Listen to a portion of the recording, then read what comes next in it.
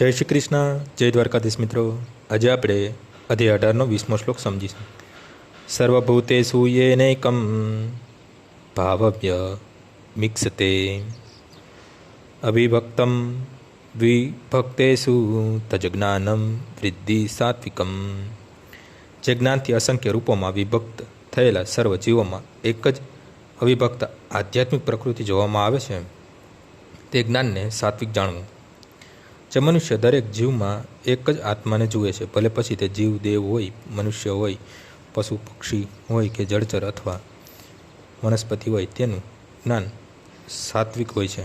સર્વ જીવોમાં એક જ આત્મા છે, પરંતુ પૂર્વકર્મ અનુસાર તેમના શરીરો અલગ અલગ છે. 7મા અધ્યાયમાં વર્ણવ્યા પ્રમાણે દરેક શરીરમાં પ્રાણશક્તિની અભિવ્યક્તિ પરમેશ્વરની પરાકૃતિને કારણે થાય છે. એ રીતે દરેક શરીરમાં તે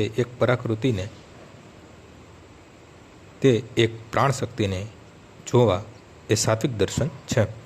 એ પ્રાણશક્તિ અવિનાશી છે, પણ શરીરો નાશવંત છે. જે વિભિન્નતા જોવામાં આવે છે તે શરીરોના લીધે હોય છે.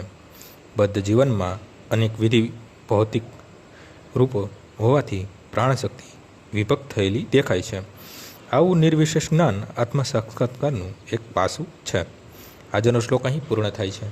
આવતીકાલે ફરીથી સવારે 6 વાગ્યે મળીશું. જય શ્રી કૃષ્ણ.